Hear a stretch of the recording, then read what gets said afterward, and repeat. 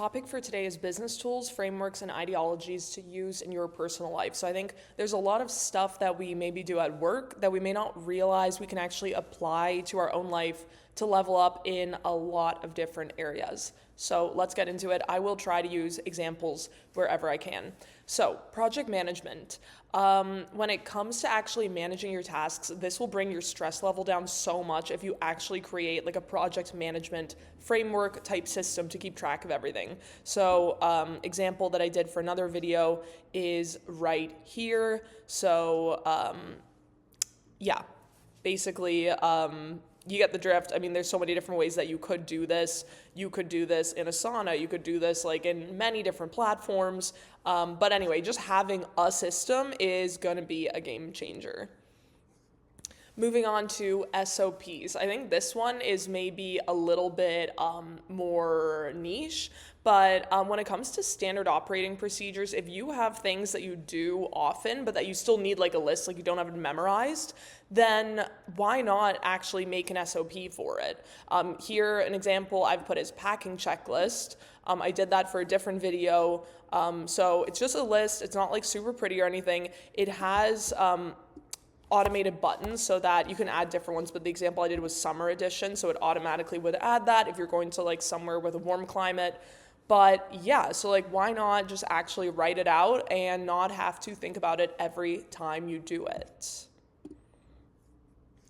Okay, next is a SWOT analysis. I actually have not done this myself. Most of the ones on here I have done. I haven't done this, but I'm super interested in doing it. So maybe I will do that for a different video, but doing a SWOT analysis instead of doing it on like a business opportunity or something as you would maybe in various industries, do it on yourself. I think it's a super interesting self-development and self-reflection exercise. Time blocking. So actually blocking out deep work sessions, put your phone on do not disturb, put it away, put on a timer, and actually do deep work. I think that is, just as you would book a meeting with somebody at work, actually book a meeting with yourself to do X, Y, and Z.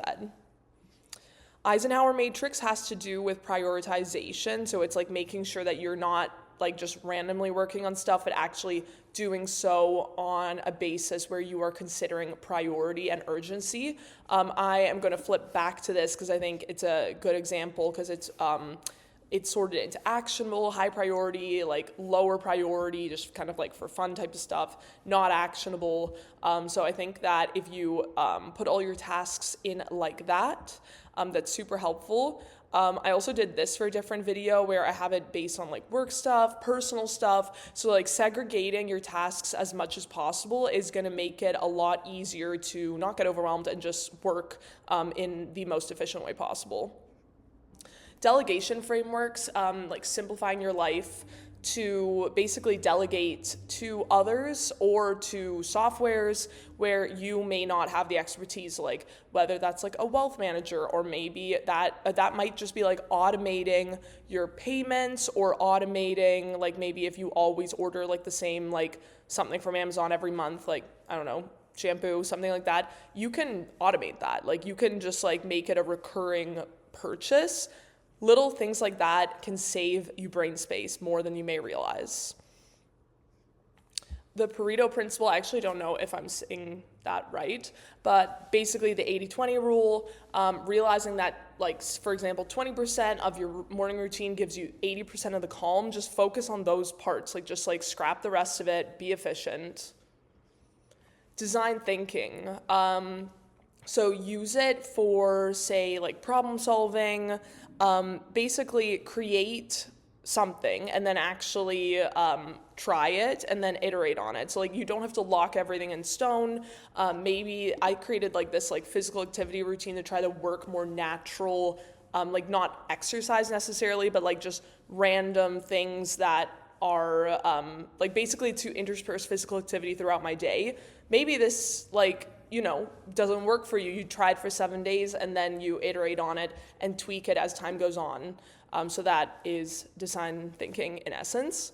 Quarterly reviews, I think, are awesome. Like, you can literally set it in your calendar to do quarterly reviews on how are you doing on New Year's resolutions, on new habits that you wanted to pursue, on like maybe career aspirations, things you want to do with your family, et cetera, et cetera. So massive hack in my opinion. Branding principles, I think that that's kind of like, again, like more of a niche thing that maybe not everybody does, but I think it can be a lot of fun. I did do a video on personal branding where I kind of like made like a mock kind of like surfy personal brand.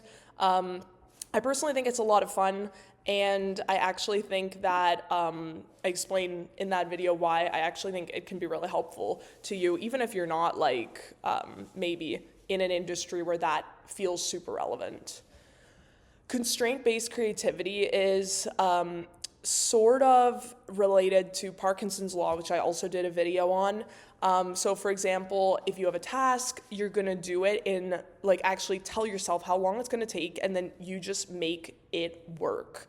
And I think what you'll find is that you will problem solve, and you might actually create something better than you would have if you just gave yourself a massive amount of time to finish it.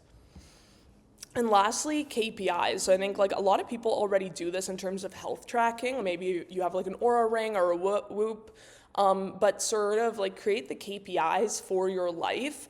And it's really easy. You could just like create a dashboard in Notion for that as well.